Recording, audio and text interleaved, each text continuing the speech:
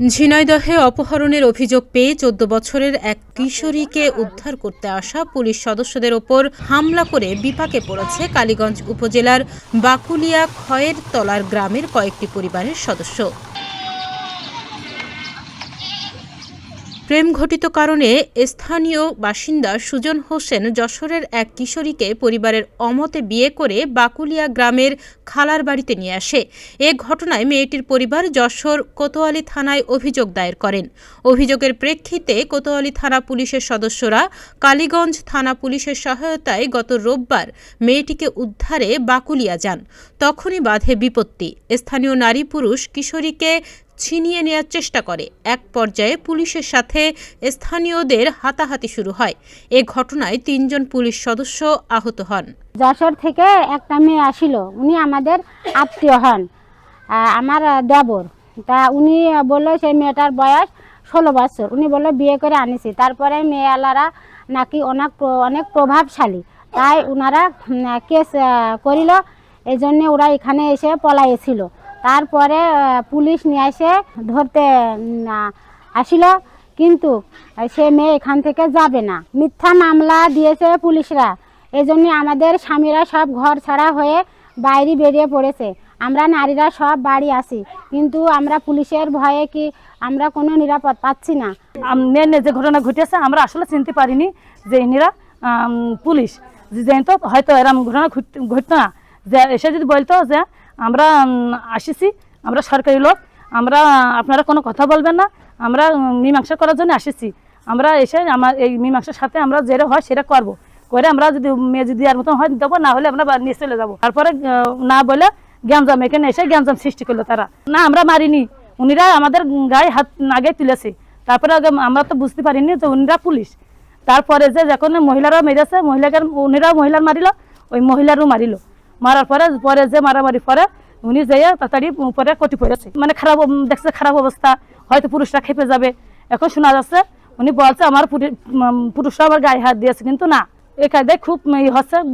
গ্রামবাসী কেউ থাকতে পারছে না, কেউ নিরাপত্তায় থাকতে পারছে না। তারা মামলা দিয়েছে, 17 জনের নামে দিয়েছে, অবগত মহিলা এবং পুরুষের নামে দিয়ে 70 বা 60 জনের নামে, যাকে পাবে তাকে নিয়ে চলে যাবে। তবে স্থানীয়দের দাবি তারা পুলিশ কিনা চিনতে পারেননি।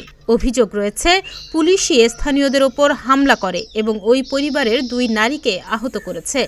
এ ঘটনায় পুলিশ মামলা দিয়ে এলাকার সাধারণ নিরীহ লোকজনকে আটক করছে। তবে পুলিশ বিষয়টি অস্বীকার করছেন। ইমদাদুলের বাড়িতে যে মেয়েলি বিষয় নিয়ে যে অনাকাঙ্ক্ষিত ঘটনাটা ঘটেছে, এর পরিপ্রেক্ষিতে আমাদের গ্রামের সাধারণ মানুষ মানে পুলিশের ভয়ে বাড়ি ঘর ধরে থাকতে পারছে না।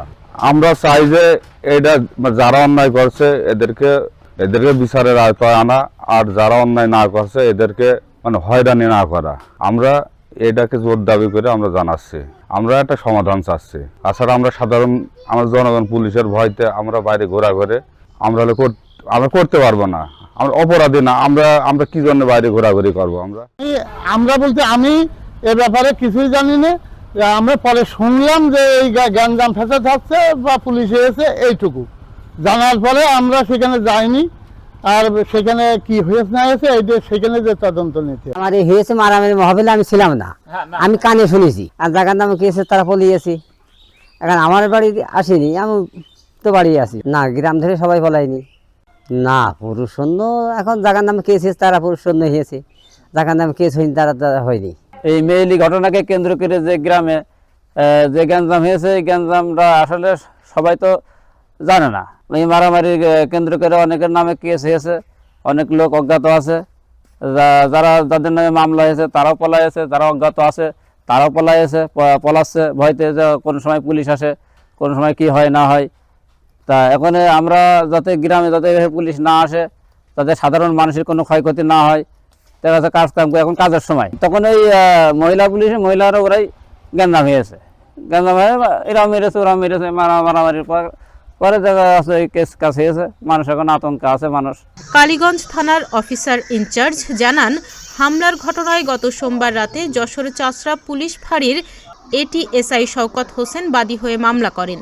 এতে 17 জনের নাম উল্লেখ সহ আরও 60 থেকে 70 জনকে আসামি করা হয়েছে। তারা এ মামলায় 4 জনকে গ্রেপ্তার করেছে, আর নিরীহ কোনো মানুষকে হয়রানি করা হচ্ছে না। এজাহার নামীয় 4 জন আসামিকে গ্রেপ্তার করতে সক্ষম হই এবং তাদেরকে বিজ্ঞ আদালতে সোপর্দ করি। তবে এখনও অভিযান অব্যাহত আছে, তবে ওই এলাকার যারা জড়িত আছে তাদেরকে আমরা শনাক্ত করি। গ্রামে পুরুষ শূন্য কথাটা আসলে সত্য নয়। আমরা তো তাদের গ্রামের সকল লোক জড়িত নয়, যারা জড়িত আছে তাদেরকে আমরা ভিডিও ফুটেজ সহ আমরা অথেন্টিকভাবে তাকে শনাক্ত করে তাদেরকে গ্রেপ্তার করার চেষ্টা করছি। তবে নিরীহ কোনো লোক হয়রানি হবে না, এই কথাটা আমি ক্লিয়ার বলে দিচ্ছি। গ্রামের মানুষ যারা নিরীহ আছেন তারা গ্রামেই আছে, গ্রামেই থাকবে, তাদের পারিবারিক সকল কার্যক্রম অনায়াসে তারা করে যাবে। তবে এ ঘটনায় মামলার ভয়ে ঘর ছাড়া রয়েছেন গ্রামটির কয়েকটি পরিবারের পুরুষ সদস্যরা। স্থানীয়রা চান এ সমস্যার দ্রুত সমাধান। ডেস্ক রিপোর্ট, প্রতিদিনের বাংলাদেশ।